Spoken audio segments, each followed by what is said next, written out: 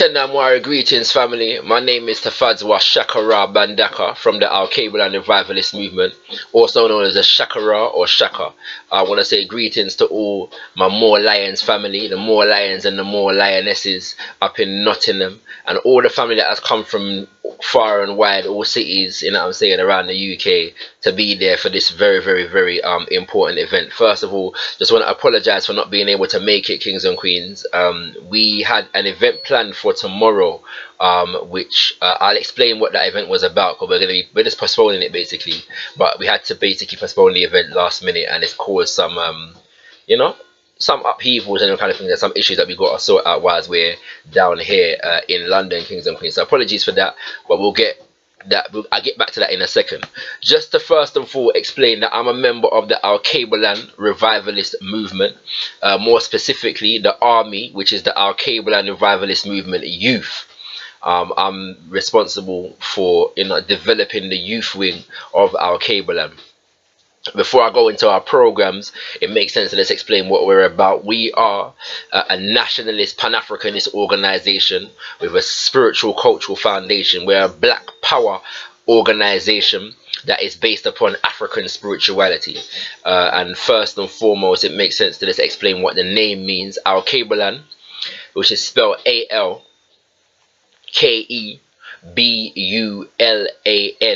is one of the oldest names on historical records for the continent of Africa. And so we say that it represents the original continent of Africa, our birthplace of humanity and the cradle of civilization before invasion, conquest and slavery, which means that we're basically looking at ourselves in our original state, outside of what we've been subjected to in oppression, but what we were in terms of our freedom, in terms of our original state. Revivalists, we say, means it represents our aim to revive our original culture, our original and natural way of life. Our movement speaks for itself. We intend to be a movement that really revolutionizes our people from the basis of spirituality and culture, which informs politics, economics and all areas of people activity. Organization got started in 1987. If you want more information on our philosophy and faith, you can get that from our website, which is alkebulan.org, alkebulan.org. Before I go further, let me just explain in terms of one of the things that you will see is a breakdown of our philosophy, but political philosophy and spiritual philosophy. Our spiritual philosophy is Al-Qaeda Livity, which means living according to the divine teachings and traditions of our mother culture, which is basically about us being able to revive our original and natural way of life where we are right about now, but in a unified expression. So that means that African spirituality is not just one expression. It's not just the Yoruba or the Ifa. It's not just the Fon or the Vodan. It's not just the Kemetic or the Neteru. It's about seeing the similarities between all of these spiritual traditions and using that to inform how we live our lives. So it's not just about we're talking on no political thing and learning some Marcus Garvey, who we consider a prophet. Or it's about how we institutionalize that in our lives right about now. So that's what that's about. You can get, like I said, more information at alkebulan.org.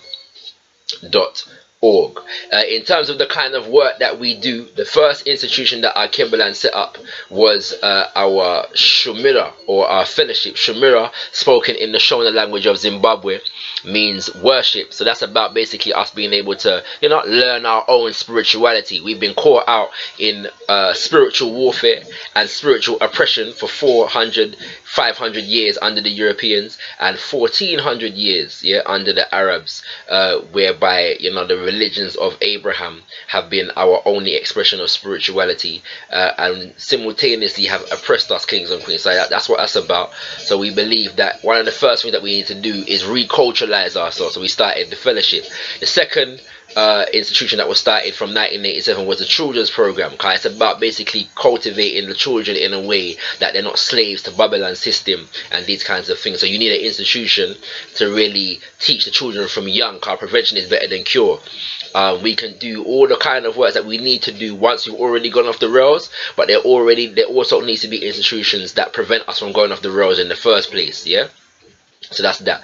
Both of those institutions still run to this day, and the what was called the children's program has developed into our Saturday school. Yeah, our Saturday school, our Cable and Academy of Excellence, where in which we teach maths, English language and communication. We also teach uh, African world studies, which is history from an African centered perspective, and then we also teach performing arts, arts and craft, and Yoruba. We used to teach Tree, which is a language spoken in Ghana. Now we teach Yoruba, which is a language spoken in Nigeria. And we'll be extending those languages, so we're going to be taking on Swahili at some point as well, and these kinds of things.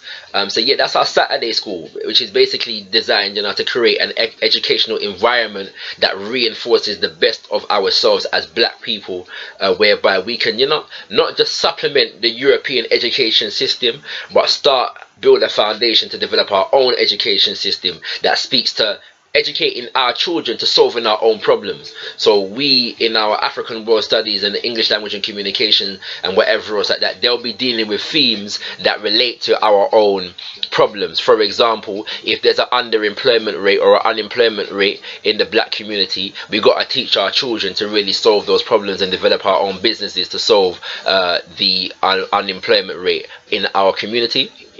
So we teach business and economics and entrepreneurship in our Saturday school. Yeah, we also study the media. So we teach the children to understand and understand how we are portrayed in the media. This is part of our English language and community communication.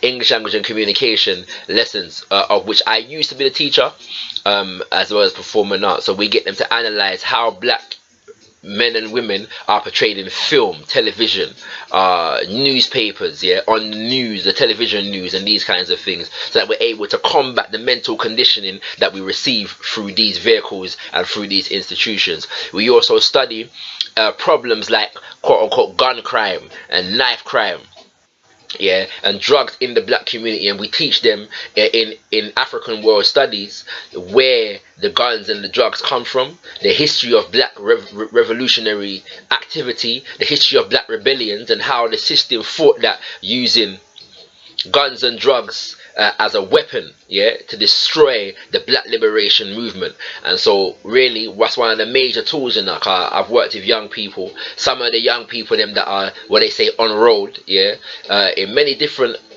contexts, and one of the major tools that we've been able to use is to basically be able to teach us how our ends became as it is. Enough of us, we grew up in the ends, we're products of the ends, but we don't know how the ends came to be the ends. We don't know the history of those migrations and how this system deliberately instituted certain things to have us in a trap, like we call trapping nowadays. That the trap is a deliberate trap. You understand what I'm saying? So we teach them in the Saturday school these principles from young, so that they know it from young. You understand what I mean? So that's what it's about right about now.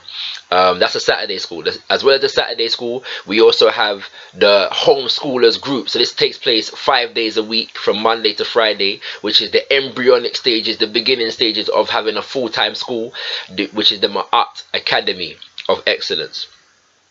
So the Ma'at Academy of Excellence runs as a homeschoolers network. So the parents are involved in terms of taking our children out of the schools and educating our children ourselves. That's what that's about.